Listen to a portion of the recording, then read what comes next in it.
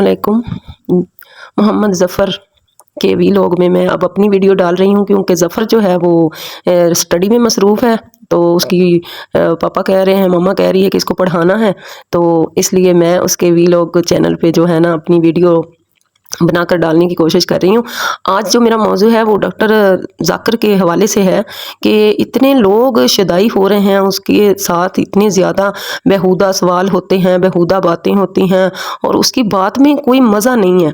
किस तरीके से वो कुरान को बयान करता, कभी आप लोगों ने, मैं आपसे ये सवाल करती हूँ और ज़ाकिर से भी सवाल करती हूँ कि कभी उसने तिलावत करके उसका तर्जुमा बयान किया? कभी उसने आयत को मुकम्मल पढ़ के आपको जवाब दिया है?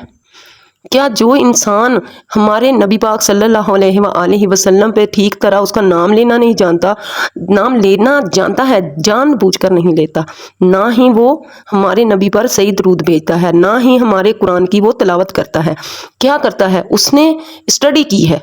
जैसे कोई भी मुसलमान है वो अपना किसी भी मज़हब में हो, वो चाहता है कि मैं सारे मज़हब को देखूं, जो जितने अहले सुन्नत हैं, वहाबी हैं, देवबंदी हैं और जितने भी अपने उलमाए किराम उनकी किताबें लिखी गई, जैसे दाता साहब की और शेख अब्दुल कादिर जिलानी साहब हैं, बहुत ज़्यादा अपने उलमाए किराम हैं, इमाम अबू हनीफ़ा हैं, आला हज़रत हैं। मैं अब नाम लेने लगूँ तो वो वीडियो पूरी हो जाएगी, नाम माशाल्लाह इतने ज़्यादा हैं। पीर नसीरुद्दीन साहब भी हैं जिन्होंने इसके बारे में भी आपको कहा हुआ है। तो मुझे समझ नहीं आ रही इस फ़िरके की कि ये जो सारे इकट्ठे हो रहे हैं उस डॉक्टर के इर्द गिर्द, ये चाहते क्या हैं? इनका क्या मज़हब है? क्या इससे पहले जब ये वहाबी बने थे, क्या इनके वहाबी आलम ने उनको नहीं सही तरबियत की, सही दीन नहीं वहाबियों तक पहुँचाया जो जी डॉक्टर ज़ाकिर की ज़रूरत पड़ गई है इनको? क्या देवबंदियों के आलमों ने कोई कमी छोड़ी है अपने देवबंदियों के तरबियत करने में? देवबंदियों का जितना भी ये फ़िरका है सब ज़ाकिर के साथ जो मिल गया है, ज़ाकिर को सुनने जाता है। क्या देवबंदियों के उलमा ने कम इल्म दिया है इनको? वो कम पढ़े लिखे हैं? क्या उन्होंने तफसीर नहीं की? किस मुंह से ये जाते हैं उस ज़ाकिर को सुनने के लिए? क्या तुम्हारे उलमा इकराम ख़त्म हो गए हैं? क्या तुम्हारे उलमा ने तुम्हें ये इल्म नहीं दिया? क्या ये बातें नहीं बताई जो ज़ाकिर बता रहा है तुम्हें? अल्हम्दुलिल्लाह अल्हम्दुलिल्लाह हमारे तो जो अहले सुन्नत व जमात के उलमा इकराम हैं वो इसको ठीक नहीं समझते, क्योंकि उन्होंने खुद दीन पढ़ा हुआ है। क्या हासिल करने जाते हैं? हासिल तो बंदा वहाँ करता है ना जहाँ कोई रब का मुजज़ा नज़र आया हो, जहाँ रब का कोई कुर्ब उनको हासिल हुआ हो। इसके सीने में तो सहाबा इकराम का बुग़्ज़ है और बातें ये करता है दूसरों को तरबियत करने की। तरबियत क्या करता है?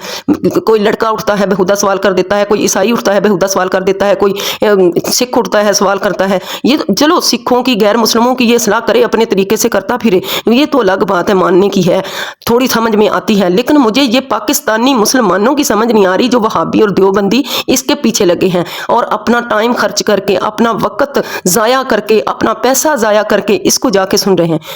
पता नहीं उन्होंने कभी नमाज भी पाबंदी से पढ़ी है या नहीं, मुझे नहीं इसका जवाब कोई भी दे पा रहा। अगर मेरी वीडियोस देखने वाले, सुनने वाले की बात कोई समझ में आती है मेरी, तो ज़रूर रहनुमाई करें, तो मैं भी आप लोगों की बात पे इस्तिफ़ादा कर सकूं कि ये क्या है। क्या हमारा कुरान काफ़ी नहीं है? हमारा नबी सल्लल्लाहु अलैहि वसल्लम, उसकी सीरत काफ़ी नहीं है?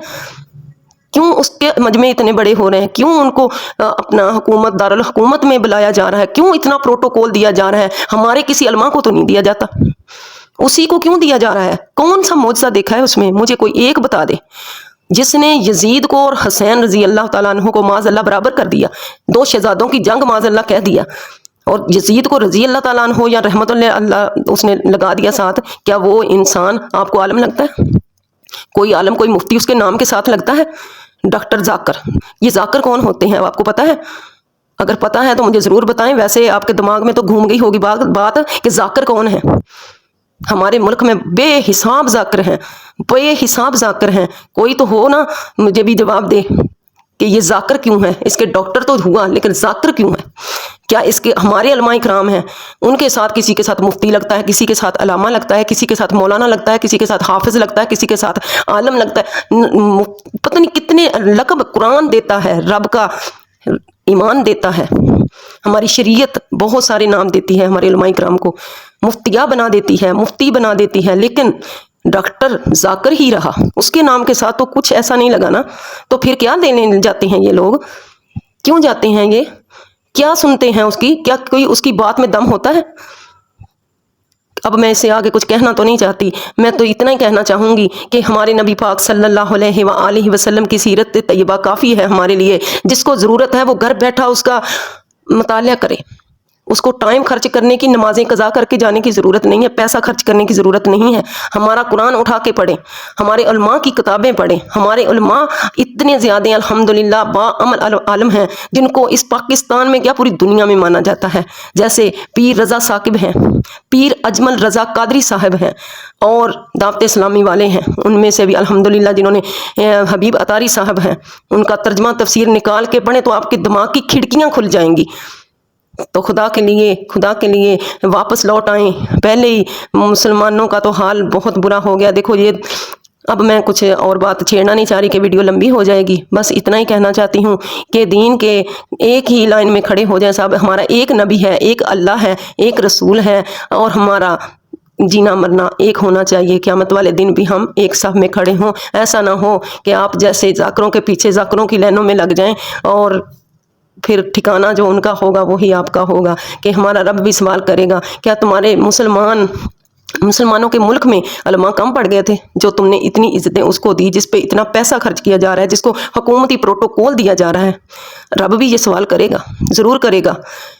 جو تمہارے قریب ہیں ان کو تم دیکھتے نہیں ہو، والدین تمہارے رو رہے ہیں ان کو تم دیکھتے نہیں ہو، بھائیوں کے ساتھ تمہاری ناراضگیاں، والدین کے ساتھ تمہاری ناراضگیاں، ماں باپ کو چہرہ دکھانا تم مناسب نہیں سمجھتے، جو ماں باپ کی آنکھیں ترس رہی ہوتی ہیں تمہارا چہرہ دیکھنے کو، وہ تم ماں کو چہرہ دکھانے کی بجائے ذاکر کو دکھا رہے ہو، جا کر ذاکر جو تمہارا چہرہ نہیں دیکھ رہا تم اس کا دیکھ رہے ہو۔ کیا والدین کے چہرے سے وہ بڑھ کر ہو گیا تمہارا؟ ذاکر بڑھ کر ہو گیا؟ مائیں تمہاری راستہ دیکھ رہی ہیں، مائیں تمہاری دروازہ کھول کے دیکھنے کاش میرا بیٹا میرے کمرے میں آئے، لیکن نہیں، تمہیں اتنی توفیق نہیں ہے، چند لمحے ماں کو دینے کے لیے نہیں ہے، اس ذاکر کو دینے کے لیے تمہارے پاس گھنٹے ہیں، راتیں ہیں، دن ہیں، سفر ہے، پیسہ ہے، لیکن ایک ماں باپ کو خوش کرنے کے لیے تمہارے پاس کچھ بھی نہیں ہے۔ اپنی ماں کو تم چند آیتیں پڑھ کر اصالِ ثواب نہیں کر سکتے، اور ذاکر کو سننے جاتے ہو۔ کس قرآن میں لکھا ہے اس کو سننے کا؟ کس حدیث میں آیا ہے اس کو سننے کا؟ کہاں لکھا ہے کہ اس کو سننے کے لیے جاؤ؟ ایسے شخص کو جس کو بات بھی ٹھیک طرح کرنی نہیں آتی، جو بےہودہ سوالوں کے بےہودہ جواب دیتا ہے، کیوں جاتے ہیں؟ ایسے کیوں کرتے ہیں؟ خدا کے لیے تھوڑا نہیں پورا سوچو، پلیز سوچو، خدا کے لیے سوچو، اور صفحہ جو ہماری صراط مستقیم پہ چلنے والے علماء ہیں ان کے پیچھے، ان کی لائن میں آ جاؤ۔